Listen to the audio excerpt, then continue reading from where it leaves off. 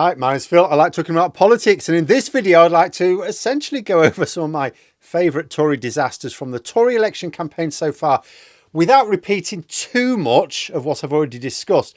So, I was going to do this for this weekend, but Sunak has provided so much meme fuel that I worry it will become too overwhelming soon. Let's just have a little quick overview again, shall we? Sunak's election announcement was terrible. It has even been savaged by right-wing commentators. There was no putting lipstick on that pig. It was a PR disaster and just highlighted what I've been saying for a long time. Rishi Sunak's advisors are universally awful. That's the key point. Universally awful. There's nothing they can get right. Keir Starmer's advisors are awful on social media matters. Not got a clue. No idea. But for everything else, they appear competent. They're not infallible, but they appear competent. Later on that day, on Wednesday, Sunak's announced the election, right? He then kicks off the party's general election campaign later that evening. And he lets Sky News film his thugs kicking out one of their journalists. Imagine booting out a journalist from Sky News, an outlet which is hardly hostile to the Conservatives, at an official event where journalists are present. The optics were disintegrating. Sunak was making it clear he wanted every event which featured him to be carefully scripted and stage managed. That's not going to work. But the biggest faux pas that day was just hours before calling the election, telling a grieving mother that the law, the so-called Martin's Law that she had campaigned for, would definitely be put to Parliament before the summer. He gave her his prime ministerial guarantee of parliamentary action.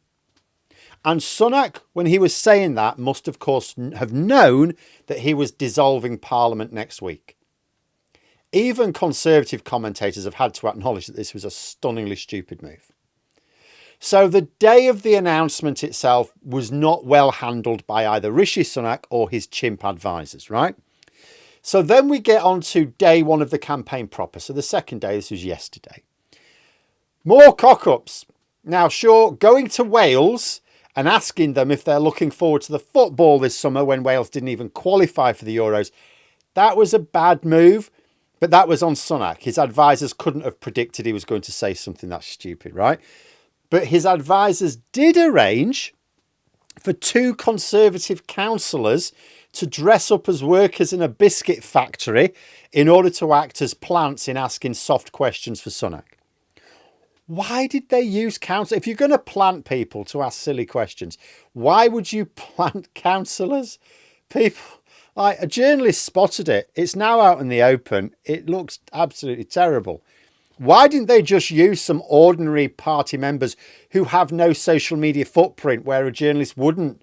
They'd have had a real job trying to find out who they were because there'd be no images of them online or anything like that.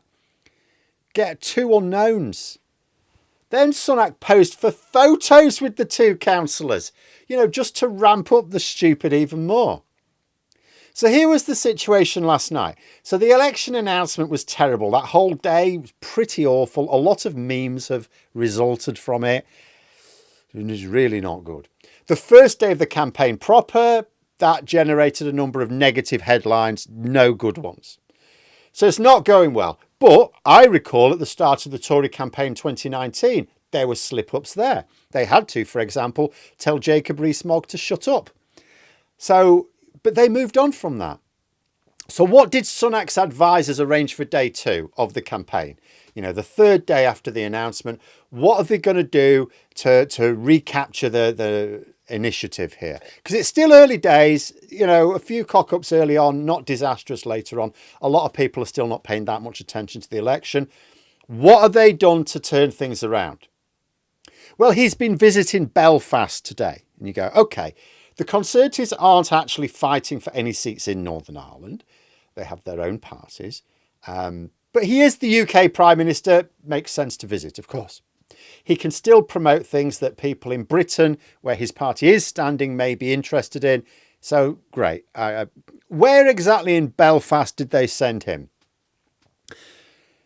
The Titanic Quarter. Sorry, what? The Titanic Quarter. The Titanic.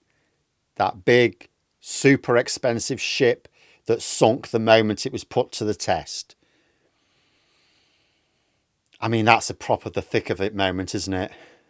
They sent Sunak to the Titanic quarter, a prime minister who is widely expected to deliver the Tories' worst ever defeat in their 2-century history. And his advisors think it's safe to associate him with the Titanic on day 2 of their campaign.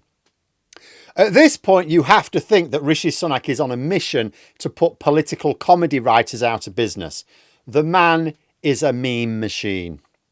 And he is inspiring so many. I've even seen retailers in on the act. I've seen an advert from Currys that straight away were riffing off it. I saw Aldi poking fun at Sunak. And you know, these are advertisers, advertising, accounts on Twitter. So they're going to be seen by people outside of the usual political Twitter sphere as well. Really incredible. If it weren't for the fact that I expect them to have an incredibly dirty social media campaign, I expect it to be proper nasty, Brexit referendum level nasty. I'd actually wonder if the polls could widen. I'm doing a video tomorrow on what we expect of the polls. I actually would think the polls could widen if it was all down to Rishi Sunak's campaign, or the Tory campaign in general.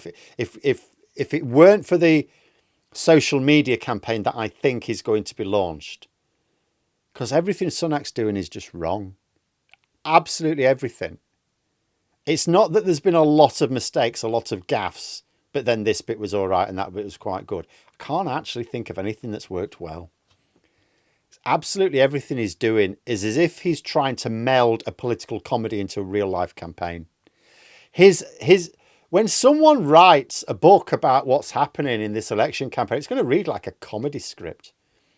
And as the Tory campaign rumbles onto its next puncture, we're also getting a steady stream of announcements of yet more Conservative MPs standing down because they have about as much chance of winning as I do, and I'm not standing. And so neither are they. Utterly incredible how incompetent their campaign is. Shame on all of us if they manage to win even 100 seats. Day 1, announce the election in the pissing rain, like the shittest scene in 4 Weddings, only worse somehow. Day 2, inadvertently poke fun at Wales for not qualifying for the Euros and get caught out planting questions because you don't want the real public asking you anything. Day 3, visit the Titanic quarter, because nobody could possibly make fun out of that. I mean, seriously, if only it were possible for the Tories to be this entertaining without destroying people's lives, I might quite like them. Finally, I will just point out, it's an anniversary today. Do you know it's the 4th anniversary of a certain tweet by a certain unnamed civil servant? Arrogant and offensive. Can you imagine working for these truth twisters?